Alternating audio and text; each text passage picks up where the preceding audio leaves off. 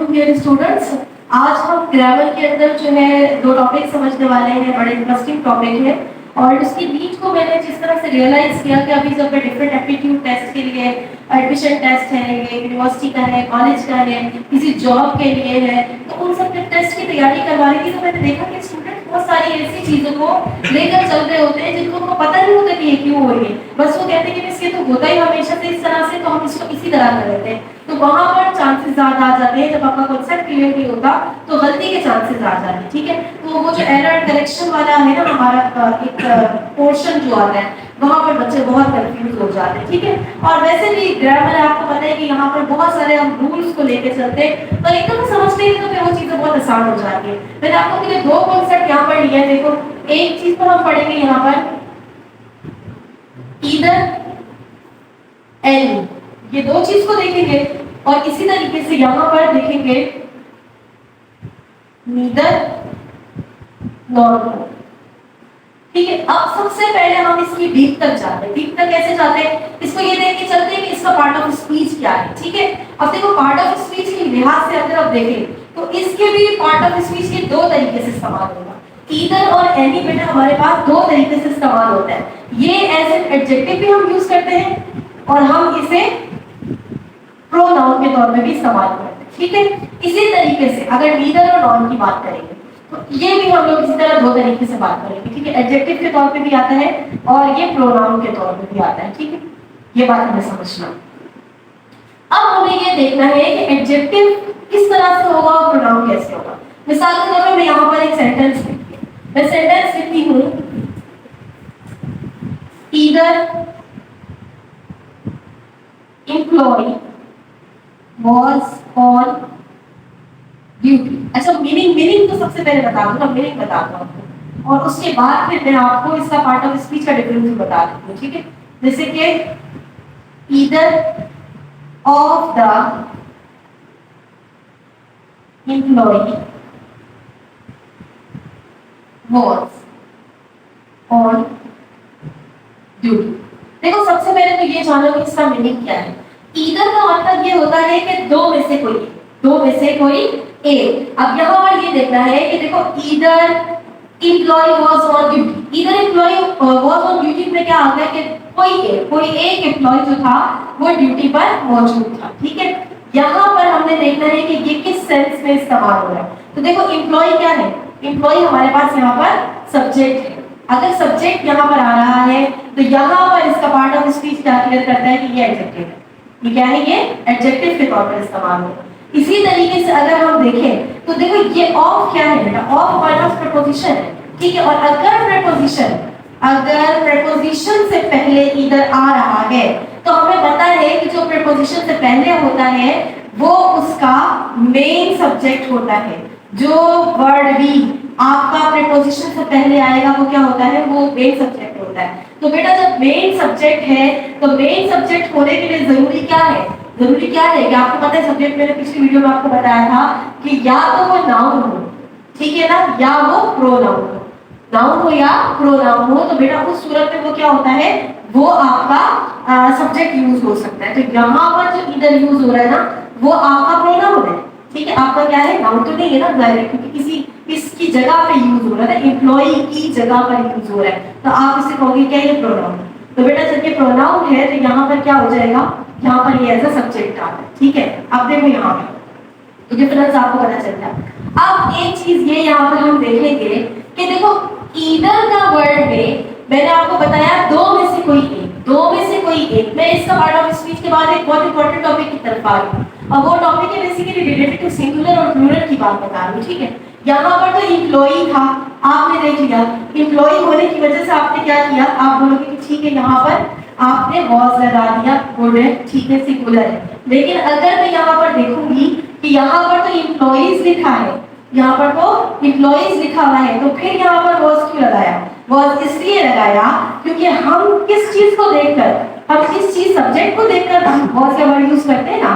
तो हमारे पास यहाँ पर ईदर है, ईदर ऑफ द एम्प्लॉइज, मतलब ये कि सारे एम्प्लॉय जो दो, मतलब आपके पास टू के लिए बिटवीन टू में यूज कर रहे हैं ना, उनमें से जो है वो ऑन ड्यूटी पर था। मतलब यहाँ पर ऑफ द आ गया ना, ऑफ द का मतलब क्या है, है कि यहाँ पर ये सिंगुलर की बात कर, यानी कि ये सब का सब क्या है, ये सिंगुलर है। ठीक है, अगर हम ईदर की बात करेंगे तो ईदर क्या है, सिंगुलर है। समझ में आ गई बात? हमें ये बात पता चल गई कि बेटा ईदर का वर्ड जब जहां पर आएगा तो वहां पर ये सिंगुलर होगा, और दूसरे नंबर पर ये हमेशा किसी दो में से एक, किसी दो में से एक की बात करेगा। ठीक है, अब इसी तरीके से अगर मैं एनी के कॉन्सेप्ट पर आ जाऊं, एनी के कॉन्सेप्ट पर आ जाऊं, अब एनी को देखोगे तो एनी का मतलब पता है क्या है, मोर देन। मोर देन मतलब ये कि ज्यादा में से कोई एक, ईदर का मतलब क्या, किसी दो में से कोई एक। लेकिन जब एनी की बात करेंगे तो एनी के लिए हम क्या यूज करते हैं, एनी के लिए more than two, more than two की बात करेंगे।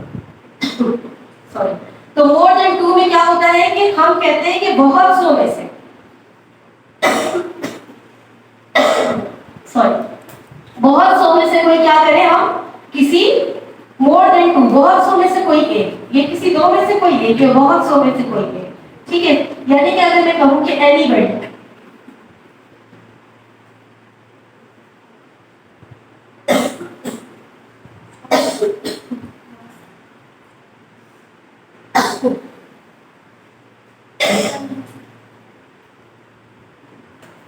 अब देखो बेटा, अगर मैं इसी तरीके से बोलूं कि एनीबडी ना, एनीबडी का मतलब क्या, कि बहुत सौ में से कोई एक, मैंने बताया आपको एनी, तो एनी के लिए क्या यूज करोगे आप, यहाँ पर वॉज यूज करोगे। क्यों? क्योंकि ये सिंगुलर है।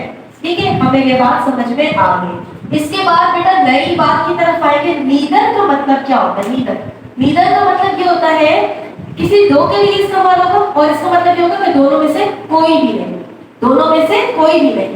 यानी कि हम ये कह सकते हैं कि जब हमारे पास ईदर या एनी में से कोई आए तो हम इसको पॉजिटिव सेंस में लेते हैं, हम इसको पॉजिटिव सेंस में लेते हैं। और अगर नीदर आए तो नीदर आ जाए, या फिर हमारे पास नॉन आ जाए, तो उसको हम किस में लेते हैं, हम उसे नेगेटिव सेंस में लेते हैं। ठीक है, ये नेगेटिव हो गया। क्योंकि नॉन का मतलब क्या हुआ, नॉन का मतलब क्या हुआ, बहुत सौ में से भी कोई नहीं, और नीदर का मतलब क्या है, ये भी दो को कंपेयर कर रहे हैं, दो में से कोई भी नहीं। और नॉन का मतलब क्या हो गया कि कई सालों में से, बहुत सौ में से कोई भी नहीं। समझ में आ गई ना? तो हम कह सकते हैं कि बहुत से में से कोई नहीं। ठीक है, और यहां पर नीदर में हम क्या बताएंगे, दो में से कोई नहीं। तो ये बात हमें यहाँ पर समझ में आती है। ठीक है, अब इसके जब हम यूज को देखेंगे, जब एरर डिटेक्शन की बात आई, अच्छा देखो, जब ये मैं इसी तरीके से ना, इसी एग्जांपल में अभी यहाँ पर आपको लिखते थे, एक्सरसाइज के 3-4 पार्ट हम सॉल्व कर लेते ताकि चीजें मजीद क्लियर हो जाए। लेकिन आपने यहाँ पर कितनी बातें समझ ली, दो इंपॉर्टेंट बात के अंदर आपने ये देखा कि ये चीज एक, इसको ईदर यूज करोगे सिंगुलर, ठीक है, ये यूज करोगे एनी प्लूरल, ठीक है, नीदर यूज करोगे सिंगुलर, और अगर ये नॉन यूज करोगे तो ये क्या आ गया, ये प्लूरल आ गया। बात समझ में आई? ठीक है ना? तो बेटा ये आपने याद रखना है, इसमें से कोई दो में से कोई एक, नीदर का मतलब दो में से कोई भी नहीं, एनी का मतलब बहुत सौ में से कोई एक, नॉन का मतलब बहुत सौ में से भी कोई भी नहीं। बात समझ में आ रही है? लाइक मैं यहाँ पर कह सकती हूँ ना कि either of the employee was on duty, या मैं यहाँ पर क्योंकि अब कंपैरिजन करते हैं, चलो मैं आपको और एक इसके एग्जांपल देती हूँ। तो इसके एग्जांपल से हम इसको देखते हैं कि इसको किस तरीके से मजीद अच्छे तरीके से समझ सकते हैं। अच्छा बेटा देखो, अब ये मैंने कुछ लिख दिया आप लोगों के लिए, आपने बस याद रखना है कि मैंने आपको पहले क्या बताया। अब इन जुमलों के अंदर ना एरर को ढूंढना है, एरर को ढूंढना है, और एरर को ढूंढ के हम लोग सेव करना है। अब आपके लिए बहुत ज्यादा आसान है। देखिए, he is intelligent then either of his 4 siblings, वो अपने 4 बहन भाइयों में सबसे ज्यादा इंटेलिजेंट है। ठीक है, तो हम कहेंगे कि he is intelligent, either of his 4 लिखा है ना बेटा, तो 4 में क्या है, 4 में हमने ज्यादा 4 की बात की, 4 की बात हमने अभी अभी क्या पढ़ा, हमने पढ़ा कि जो ईदर आता है उस ईदर में हम क्या बात करते हैं, हम बात करते हैं दो में से कोई एक।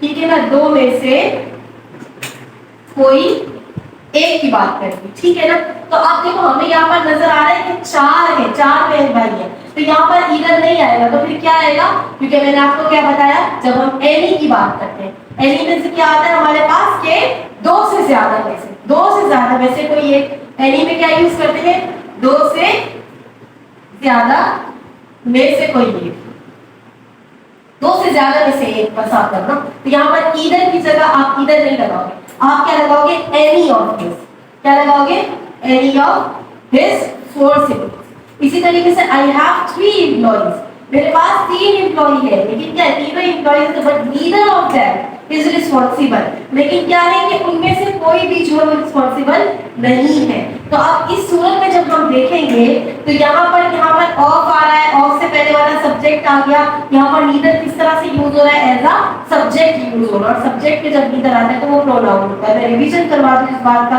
अब हम देखेंगे यहाँ पर गलती क्या है। देखो यहाँ पर 3 एम्प्लॉई है, 3 एम्प्लॉई है, तो 3 एम्प्लॉई के लिए हम क्या यूज करेंगे। अब हमने क्या कहा कि नीदर का मतलब क्या होता है कि आपके पास क्या हो, दो बंदे हो, लेकिन दोनों में से किसी की भी बात ना हो।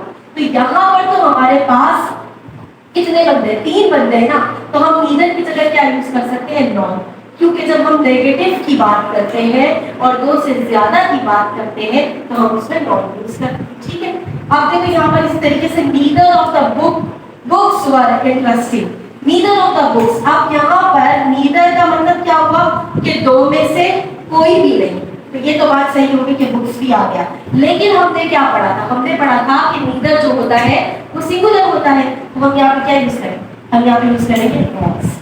ठीक है, क्या यूज करेंगे, was यूज करेंगे। अब देखो neither of them was excited to complete their task, तो क्या होगा, नीदर कब यूज करते हैं, जब दो में से बात हो। अब नीदर ऑफ देम मतलब उन में से वो ज्यादा है, तो क्या होगा, was excited, was तो ठीक हो गया क्योंकि आपने बताया कि नीदर सिंगुलर है, तो was तो यहाँ पर हमारे पास सही आ रहा है। ठीक है, excited to complete their work, लेकिन आपने जब ये बताया कि नीदर सिंगुलर है और ऑफ देम, चलो ठीक है, जब ऑफ आता है तो प्लूरल आता है, ऑफ आता है तो देखो यहाँ पे भी प्लूरल आया, क्योंकि उनमें से हम ज्यादा लोगों की बात करें, उनमें से किसी एक ना, तो ऑफ ठीक है, ऑफ आ गया, देम आ गया, ये प्लूरल हो गया, ठीक है, लेकिन हमने वाज नीदर को देखते हुए लगाया क्योंकि हमारे पास ऑफ प्रीपोजिशन है और प्रीपोजिशन से पहले आपके पास जो मेन सब्जेक्ट है वो आपका यहाँ पर प्रोनाउन है नीदर, तो ठीक है, आपने यहाँ पर क्या लगाना है, वाज, क्योंकि ये सिंगुलर है, हम इसको देखते हुए यहाँ पर अपना वाज या वर को यूज करते हैं। ये बात सही है, तो फिर गलती कहाँ है, गलती यहाँ है बेटा, यहाँ पर है, क्योंकि जब देखो देम का पॉसेसिव दिया ठीक है, लेकिन यहाँ पर तो नीदर है ना, तो नीदर को देख के बनाना होगा। नीदर में हम क्या यूज कर सकते हैं, हम यहाँ पर हिज या फिर हर यूज कर सकते हैं, डिपेंड करता है, देन जेंडर नहीं बताना हमें, तो हमें यहाँ पे डिपेंड करता है, लेकिन फिर भी अगर आपके पास ऑप्शन वाली बात आ जाए तो आपने क्या करना होता है, हिज को टिक करना होगा, ऑप्शन नहीं हो तो आप दोनों बात यूज कर सकते हो। तो यहाँ पर आपका ये टॉपिक खत्म होता है। मैंने आपको कुछ बातों में लेकर इस चीज को क्लियर करने की कोशिश की है कि आप लोग इसे समझे, इसके अंदर आप जितना समझोगे उतना ज्यादा आपको मजीद चीजें क्लियर होती जाएंगी। तो फिलहाल के लिए इतना ही, अगर आपको कोई चीज नहीं समझ में आ रही है तो आप मुझसे पूछ सकते हैं। ठीक है, थैंक यू।